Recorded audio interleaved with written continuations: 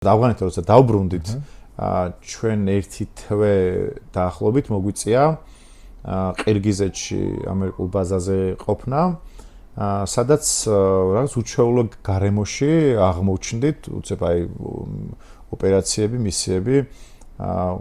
არა მარტო ჩვენ, არამედ სხვა ქვეყნის წარმომადგენლები, ძირითადად ამერიკელები და აღმოჩნდით რაღაც ისეთ ჩვეული ბაზაზე, რა თქმა უნდა, მაგრამ კინოთეატრი იქ შეგეძლო რაღაც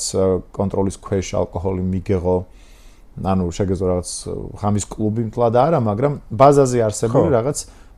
მინი მოდელი იყო სამოქალაქო ცხოვრების შექმნა, ხო, და თავის შეგეძლო იქ უკვე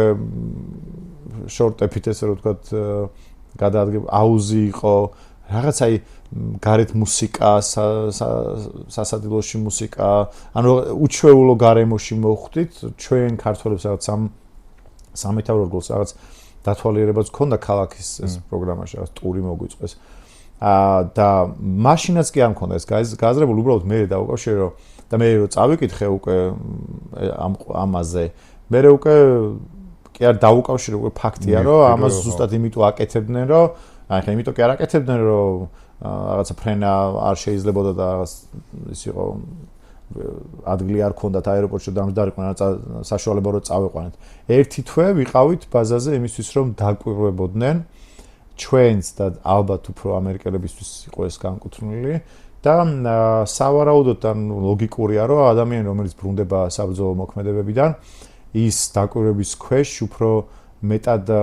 გამოავლენს მის ანუ ალკოჰოლის თრობის ქვეშ გართობის დროს, იმიტომ რომ მისი უჩვეულო მდგომარეობიდან მეორე უჩვეულო მდგომარეობაში გადასვლის ტრანსფორმაციის დრო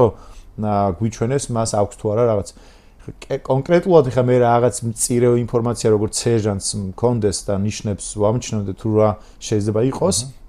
მაგრამ სავარაუდოდ უფრო მეტი გამოსილება აქვს ფსიქოლოგებს, რომლებიც იქ ჩვენთან ერთად იმყოფებიან და ამას უფრო მეტად, ანუ ესე ვთქვათ, მისი დავალებით, მათ ესე დავალებაში რო კონდეს უყურებდეს. რა ძალიან მნიშვნელოვანია ეს ჩვენ არ გვაქვს ეს ყველაფერი. შენ აღნიშნე რომ ჩვენ არ გვაქვს თუ არ გქონია. კაი, ჩვენ მე ახლა როგორც გავიგე შენი მონაყოლიდან, რაღაც საომარი მოქმედებებიდან რო გამოგიყვანეს, სანამ დაგაბრუნებენ სამოქალაქო ცხოვრებაში, ან თუნდაც ისევ თავდაცვის სტრუქტურაში, მაგრამ მაინც მშვიდობიანობის გარემოში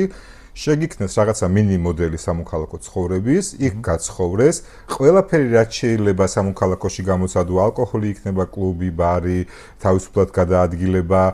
აი ეს ყველაფერი შეგიქნეს, დაგაკვირდნენ და რომ ნახეს რომ ყველაფერი წესრიგშია, მერე დაგაბრუნდეს სახლში. რა ხდება ჩვენ შემთხვევაში?